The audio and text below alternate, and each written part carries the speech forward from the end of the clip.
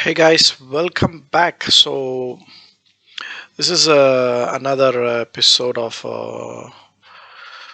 let's talk about perfumers. Today we'll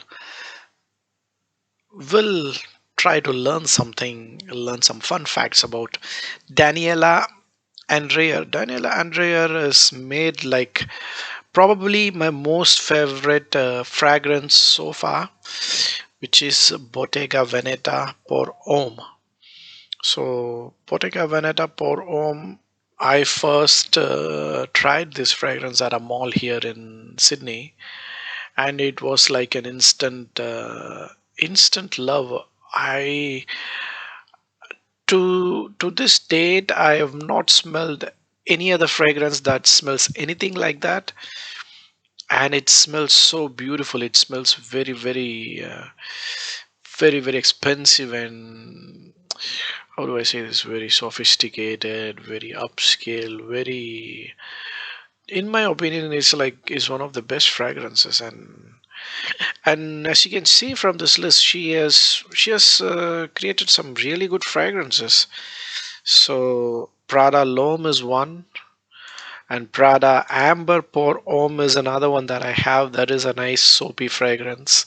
Um, as Jeremy Fragrance says, it's like $1,000 luxury hotel room kind of a soapy fragrance or whatever. And she has also done Luna Rossa Carbon, and she has done. Okay, there's a duplicate here. She has done Guerlain Angelique Noir.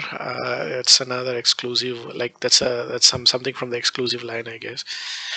She has also done Infusion the Vetiver Prada. I've been planning to buy that because I want to have a vetiver fragrance. The one that I had, Guerlain Vetiver, I gave it away to one of my friends. He liked it a lot. So yeah, so let's see. So as per Fragrantica, she also I think probably was trained at Givaudan, and yeah, let's go through the Wikipedia. What does it say? She's a German. She's a German. Fun fact number one. She was born in Heidelberg. Let's see where Heidelberg is.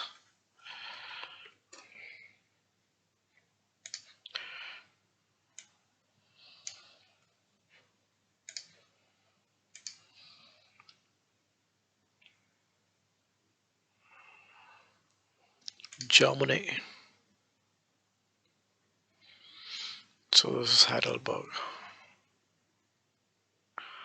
It's close to Mannheim, which is close to Stuttgart. Midway between Frankfurt and Stuttgart. So what is this? This is like you can say southwest of Germany, maybe, huh? Somewhere close to the French border, Strasbourg. Yeah, it's close to the French border somewhere. Okay, and the Sorbonne studied philosophy, but then she became a perfumer. She studied at Roure after training at Chanel. Has created sense for Bottega Veneta. Yeah, she's like Bottega Veneta. Not. I think I might have smelled that. I'm not sure. Calvin Klein, Prada. She has done Prada Candy, Gucci Envy for men, and I heard it's a very nice fragrance. And she is married to Gilles Andrier, the CEO of Givaudan. So that's fun fact number two. She is married to the CEO of Givaudan. So this is Gucci Envy. I think this is discontinued now, but I think I've heard really good feedback about this fragrance. I've not tried this yet. I'm yet to try this. Okay, so let's go through her Fragrantica resume. So this is my favorite. This is my all-time favorite. I've been wanting to buy this Parfum version as well, but Um, I am not gotten enough nice feedback about it. I mean, they say it's good, like, but not as good as the original. But anyway, since I like it a lot, I might go ahead and buy it. Just a matter of time. And so what else? So Gucci Envy is missing here. It is an Angelique Noir for Guerlain. Miu Miu. I've not tried any from Miu Miu. So Infusion the Iris, Infusion the Vetiver, and there's two different versions of this. Okay, you have Luna Rosa series like Black, Carbon, Extreme, Sport, and whatnot, and Prada L'Homme Intense, Prada Candy. Candy is a popular female fragrance, I guess. I've not tried it yet. So yeah, so that's about the Fragrantica. Okay, let's watch. This is like I found like not many videos on YouTube. This is one interview of her that I found. But let's go and watch, see what she says. The past is as present as the present. It's just a matter of inviting it. Ooh. Used to play with fragrances of my mother. I actually mixed them one to each other. So I would like do juxtaposition of one fragrance and another fragrance. She had quite some fragrances. And I was so obsessed with fragrance, and I loved the smell of coffee, although I never drink any.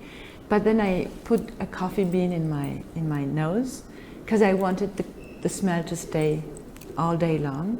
And I ended up in the hospital because we had to take it out. It had gone far, way up, too far up in my nose. So I was very much, I loved fragrance. I think it's very much, when you're a perfumer, I really think it's also. I think only such people, right, who have this obsession for certain things, right? They shine in that field. Like you have to be obsessed with that. You have to love that. You have to like it so deeply. You have to be obsessed with it. Only then I think that you can shine in that field. And people like her, like what she's saying, she was obsessed with fragrance at a very very young age.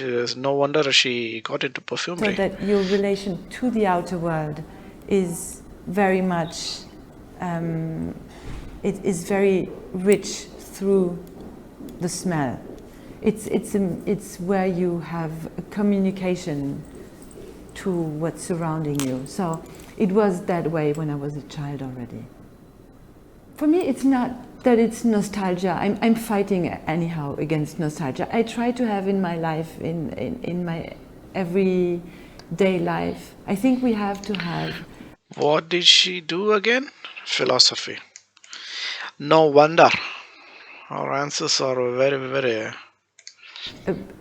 In order to be a happy person, you need to have a good relation to the past, to the present, Another fun fact: she's a student of philosophy. and to the future. Meaning that you have to fight nostalgia, because if it's nostalgic, then it means that it hurts you and harms you to think back and turn back. Not necessarily.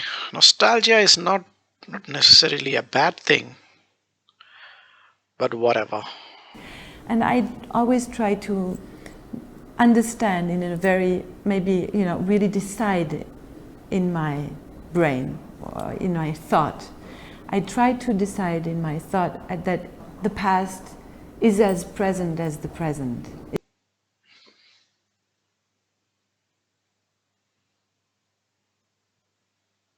The past is as present as the present. So, speaking from a scientific perspective and a spiritual perspective, people this these spiritual gurus and whatnot, even the ones who like the really advanced scientists who study time and hypothesize about the right theories about the Big Bang and the time and everything, they say the past, present, and the future, they coexist, isn't it? Just that, just that us as humans are confined to this three-dimensional space time or whatever, so that we cannot so that for us it's linear, but maybe for a higher um, intelligent being, it could be just another dimension, as in that they can traverse through, if you know what I mean. It's like, it reminds me of this interstellar dialogue where Anne Hathaway points out, right? Maybe for we are like, how many senses? Six senses, I think, right? Humans have six senses. So maybe consider for an evolved being with seven or eight senses, right? Time could be like a hill that they can climb up and down. Yeah, so something close. That's what she. There's a dialogue in the movie Interstellar. I watched that movie at least 7 or 8 times. I don't remember. It's a fascinating movie. But I'm not sure if she means it in that sense. It's just a Just that I thought of it. matter of inviting it, and that what you lost and what is in the past, you should not perceive that even the word of lost is the wrong word, because it still is around with you. It's a part of you. And I think that for that reason, smell and perfume is a very beautiful way of making you understand that you can go back and nothing is lost. In my childhood, there was a very important part to, I loved the smell, fragrances, odors, everything that had smell. That I lost my mother when I was 13, and that definitely gave to the world of smell something even more important, because it allowed me to go back to her, smelling her fragrance and smelling. That is the beauty of fragrance. Fragrances, they take you back to, yeah, it's like time traveling in your mind.